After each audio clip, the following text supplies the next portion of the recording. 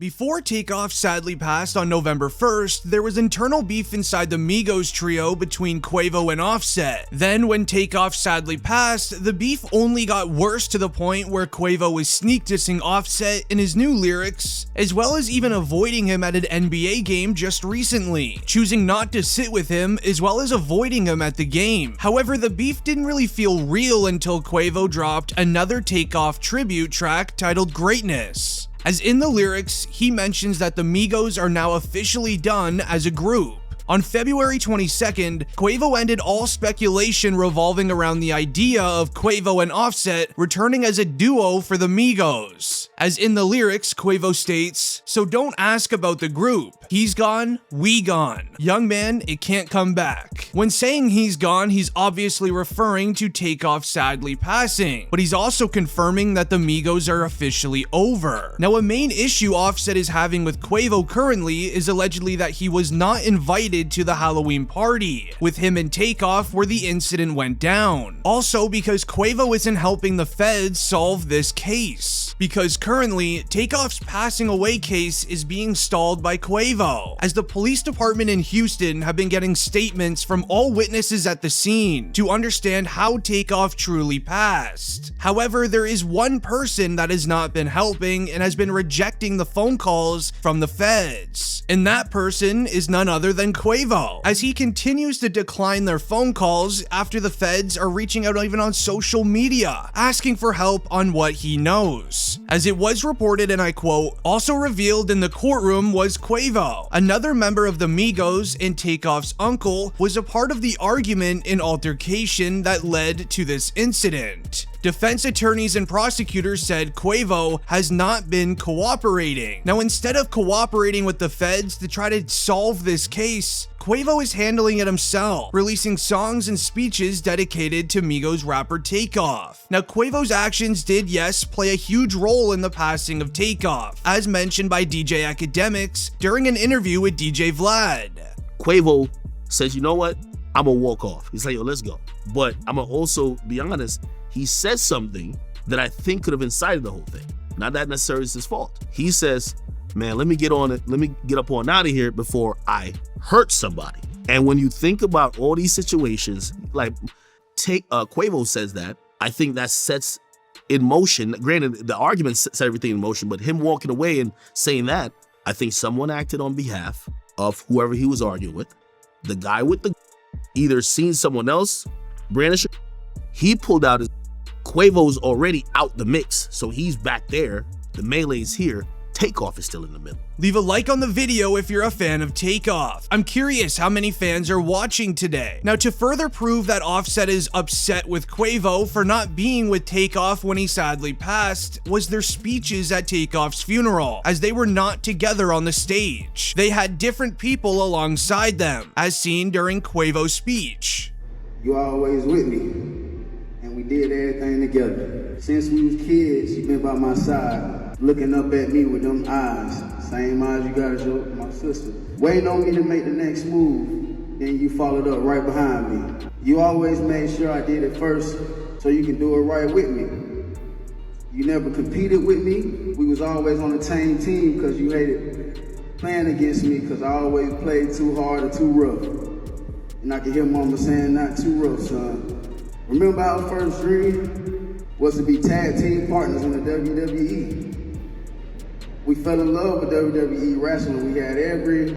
Now, during Quavo's speech, he mentions, "Takeoff is super quiet though, quietest in the room, but paid attention to everything going on in the room. He's always been like that. Nothing ever really bothered Take, and he didn't bother anybody." And just remember that part of the message as it relates to the witnesses' statements told to the feds, as I will share later. But here is Offset's speech, again, on stage alongside others, and not with Quavo. "Change the culture of music forever. You did that, Tate. You changed that flow. That flow came from Tate, the originator. The originator of that flow. You changed the music. Lord, give us the strength. Just give us the strength, the family, everybody. Give us some strength. I don't want to question you, God, but I don't get it. I don't get you sometimes. And I believe in you, Father.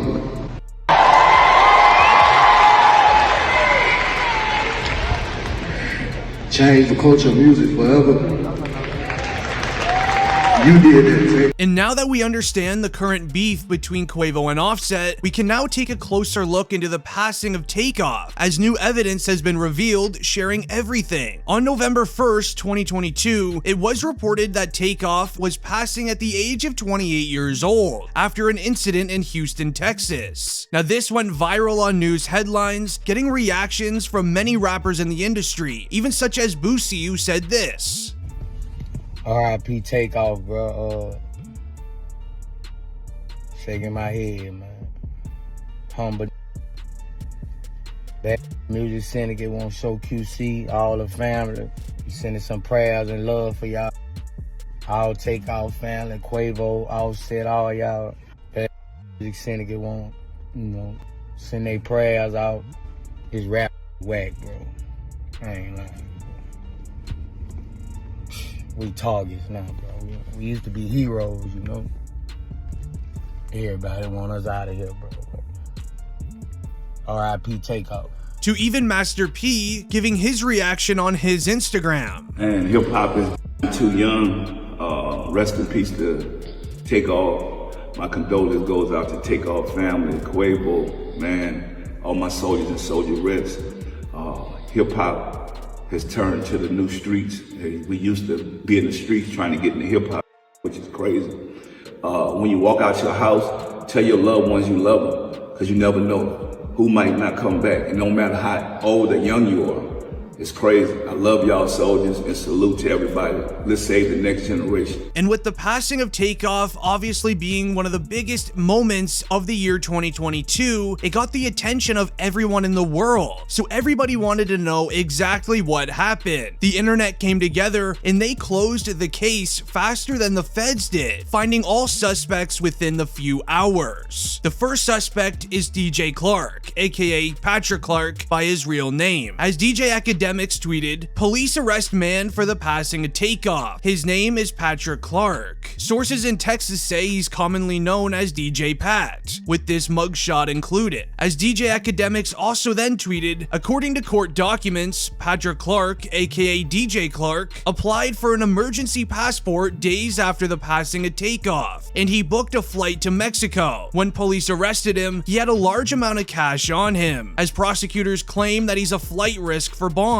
Now the second suspect is Cameron Joshua, aka Lil Cam. As it was reported just in, Takeoff's passing suspect, Cameron Joshua, has been arrested on firearm possession, leaving the third suspect being Takeoff's own boy named MigoBands. As MigoBands spent the entire day with Quavo and Takeoff and is a very close family friend. On this night, MigoBands was seen wearing a snapback hat, diamond chain, Gucci bag, as well as t-shirt, as seen in Quavo's Instagram story at the beginning of the night. 10 hours before the passing of Takeoff, his day started getting together with Quavo, MigoBands, and a driver for their vehicle. They were invited to a Halloween party hosted by Jay Prince Jr. in Houston, Texas. At this party, it consisted of many music reps, businessmen, as well as street members. As an Instagram story showed Quavo, Takeoff, MigoBands, and their driver of their vehicle driving over to the party in Houston, as the party starts with Quavo and Takeoff performing a few songs at the beginning of the event, then leading into an after party room where games of dice were played in exchange of cash. What many people are aware of, in this after party room, all three suspects are standing within 15 feet from each other. And the most concerning part was that Quavo knew that Cameron Joshua was up to no good before anything even happened. As in this video screenshot, Quavo was seen giving Cameron a very ugly look while playing games, almost as if he knew Cam was up to no good at this party. Cameron was seen wearing a yellow sweater this night. Make sure you remember that. it. Now after this was complete, Takeoff, MigoBands, and Quavo, they were then seen walking through the shopping center in Houston, Texas. Alongside a lump sum of around 30 estimated people, these individuals wanted to play more games of dice in exchange for cash, and they ran out of time in the after party room, so they went to a bowling alley called 810 Billiards in Bowling, Houston. Right outside of the bowling alley was all 30 people standing in a massive circle playing games of dice. While Quavo was just watching people play, a mystery man that still remains nameless walks up to Quavo and begins mocking him for the way that he played during a celebrity basketball game just a few weeks prior. At this current moment, Takeoff is seen around 7 feet to the side of Quavo, minding his own business but keeping an eye on him at the same time. Quavo and this mystery man continue arguing. It even leads up to a point where Quavo is seen saying, "Man, I don't care about no basketball game." And with the yelling beginning to escalate in this area, Cameron Joshua is seen making his way through the pile of people and standing right beside Quavo, just listening to these men argue. And with the yelling only continue to escalate, MigoBands is then seen from the back making his way through the people as well, as allegedly MigoBands was only invited to the party to be sort of street security for Takeoff and Quavo, almost as if, you know, they weren't allowed to bring in a real security guard, but MigoBands could get the job done if needed. Now you can tell this is MigoBands due to the t-shirt, Gucci bag, single chain, and snapback he was wearing in the vehicle earlier. MigoBands then makes his way through the group. He then stands to the other side of Quavo, making sure no issues are about to go down. Once Quavo is done arguing with this mystery man, Quavo says he's done and turns his back to begin walking away. Once Quavo turns his back and starts walking away, the mystery man then swings towards Quavo. When the mystery man begins swinging, this is when witnesses claim MigoBands reaches for his firearm, as he has to protect Quavo. Now him doing the motion of pulling out his firearm also then causes allegedly Cameron Joshua to pull out his firearm. And again, most instances like this